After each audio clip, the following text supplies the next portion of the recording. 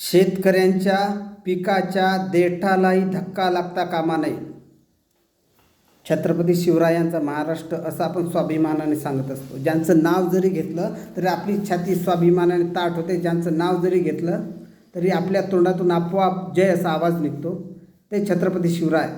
त्यांच्या काळातला हा शेतकरी, महाराष्ट्रातला हा किंवा आजूबाजूच्या जिथं जिथं छत्रपती शिवरायांचं राज्य होतं तिथला शेतकरी सुखानं जगत होता.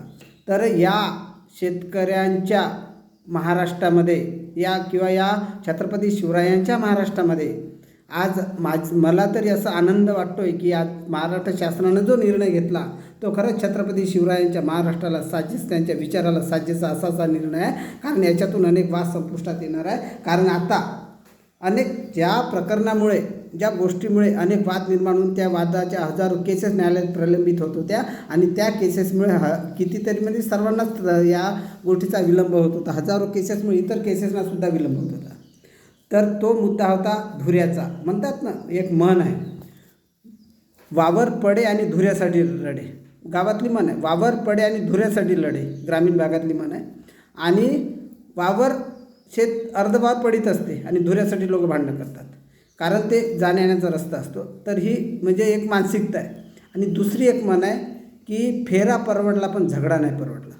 माझे वडीलसुद्धा आता हयात नाही आहे, पण जेव्हा होते की आत्ताही गावातले लोक म्हणतात, तिकडचे, मी यवतमाळ जिल्ह्यातला आहे, तर म्हणतात की फेरा परवडला पण म्हणजे शेत घ्यायचं ना रस्त्यावरचं घ्यायचं. पण रस्त्यावरचं शेत प्रत्येकाला शक्य होत नाही, पैसे जास्त लागतात आणि एक शेत 10 जण एकच घेऊ शकतो. म्हणून ते शेत कुठे असो, रस्त्यावर असो का मध्ये असो का आधी असो, कुणालाही घेता आलं पाहिजे. कुणी त्या शेतातून म्हणजे मक्त्या बटाईसुद्धा करू शकला पाहिजे. आणि हे आता होणार आहे, कारण आता प्रत्येक शेतकरी आपल्या शेतात सरकारी रस्त्याने जाईल आणि तो रस्ता होणारा 12 फुटांचा. ही अतिशय आनंददायी बाब आहे. ही छत्रपती शिवरायांच्या विचारांना महाराष्ट्राला ही साजेशी अशीच बाब आहे. या निर्णयाचं मी स्वतः व्यक्तिशः स्वागत करतो. कारण या अगोदरचे शेत रस्ते नव्हते, अरुंद होते, त्याच्यामुळे मी स्वतःसुद्धा प्रभावित झालो होतो. कारण माझं शेतसुद्धा मधल्या भागात आहे ना, ह्या रस्त्यावर आहे ना त्या रस्त्यावर आहे. आणि त्याच्यामुळे पावसाळ्यात चिखल असतो. चिखल असल्यामुळे छोट्या छोट्या रस्त्यातून मोठे वाहन आपण नेऊ शकत नाही, ट्रॅक्टर आहे नेऊ शकत नाही. परंतु या शासनाच्या या निर्णयामुळे हे सर्व शक्य होणार आहे. आणि यामुळे शेतकरी राज्य सुखावणार आहे. तर त्यांनी केलेल्या ज्या केसेस आहे, रस्त्याचे वाद आहे, ते सर्व संपुष्टात येणार आहे.